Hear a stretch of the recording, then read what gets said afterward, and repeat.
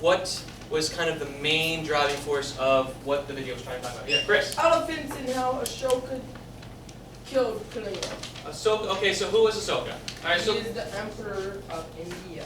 Okay, right. So let's get into this a little bit. Who was Asoka and what did he do? So the video in the beginning talks about who is Asoka, what is his kind of status in the beginning. So what did you guys have down for that? Sam. And he was a ruler who brought all of India to one ruler for the first time. And he's a great military strategist. Exactly, very good, right? So he is kind of one of the first emperors in India to kind of unify the entire subcontinent of India and where modern-day Pakistan is today. So he is kind of one of the first people, because before it's kind of a bunch of different kingdoms, there isn't one kind of central power. So he is important for that reason, that he unifies India at the time. And he's also a great war military strategic leader, so that leads him on conquest, right? So when we talk about those conquests, and we talked about that one battle in the video, you guys heard about it, how did Asoka use elephants to his advantage?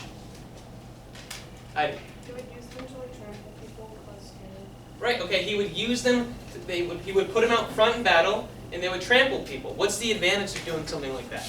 You're crushing people. You're crushing people, right? Why else? Jeff? Less soldiers die Less soldiers die, how come? because the elephants just deal with the other people.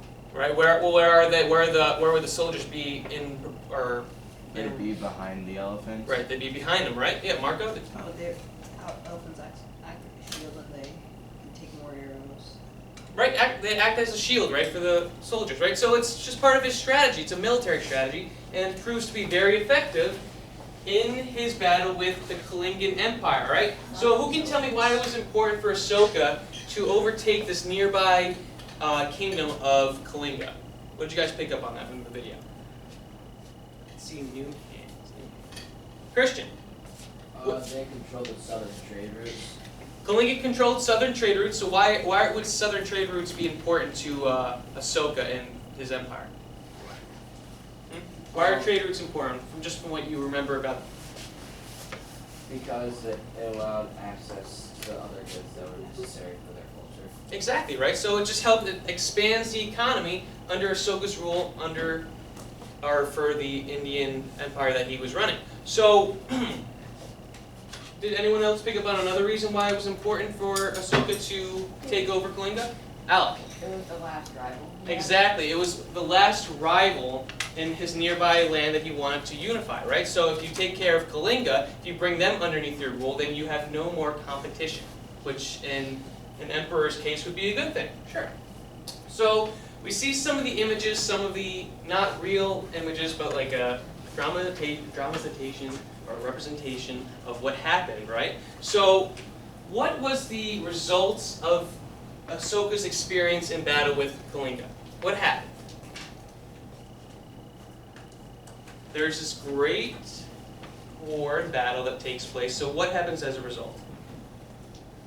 Julia. There are a lot of people killed and saw the suffering. There's a lot of people that are killed, right? There's a great amount of suffering, right? Did everyone pick up on that? Right? So there was great carnage, sure. Did anyone notice anything else that happened as a result? Yeah, Sam? Well, Asoka was horrified of the destruction he caused, and he decided to believe in Buddhism. Exactly. So this carnage and this loss of life that kind of happens as a result of his invasion, it leads him to be horrified, all right? He sees this chaos and this carnage.